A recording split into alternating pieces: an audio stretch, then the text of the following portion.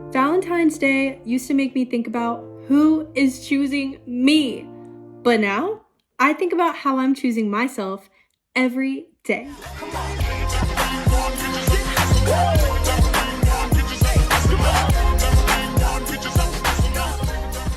Hi, my name is Bree. I'm a dancer, choreographer, creative, and someone that's constantly innovating themselves. And today, I want to talk about loving yourself first. As a dancer, I've learned something extremely powerful.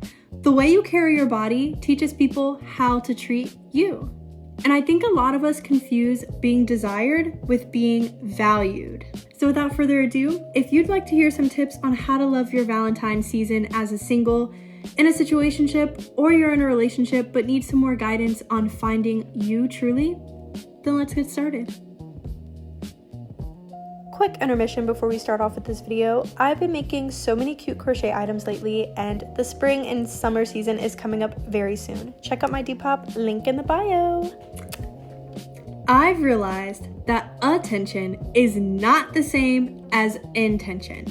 Just because someone wants access to you does not mean they truly see your worth. As dancers, we're used to being watched, applauded, praised, desired, all those good feel reactions. But as the applauses fade fast, what stays is how someone treats you when the music stops. Same thing as how a person is going to treat you when you're not there, or how a person is going to keep that spark even if you're not tending to them in person. Have you ever accepted the bare minimum because of the attention they gave you? Be honest in the comments. And let me know how that worked out. You get knocked the fuck out! I start thinking, who's gonna post me? Who's gonna take me out? Who's gonna claim me? Who's gonna show me that I'm truly loved? Is you. Only you can keep that consistent spark that you want to feel even when it's not on a holiday. Dance taught me devotion to myself.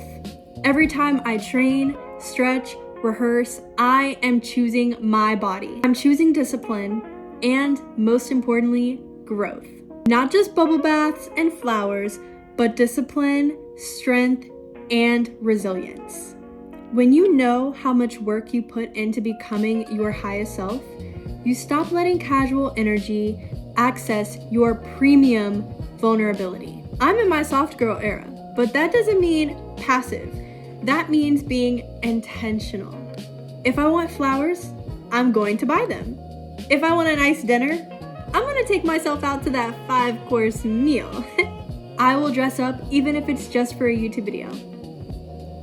You have got to start romanticizing your life now, because the energy of I'm waiting is completely different from the energy of I already am.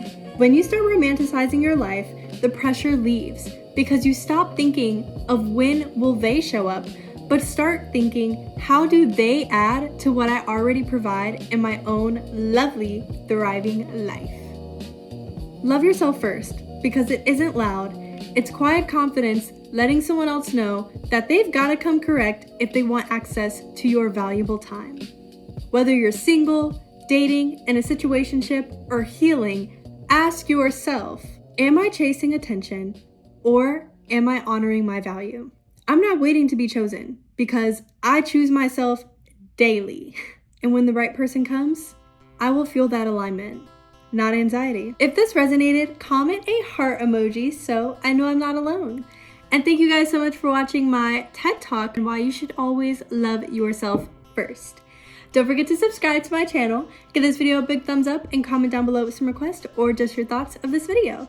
Let me know if you want to see more of me sitting down talking to you guys. And thank you guys so much for tuning in today. I'll see you guys later. Bye!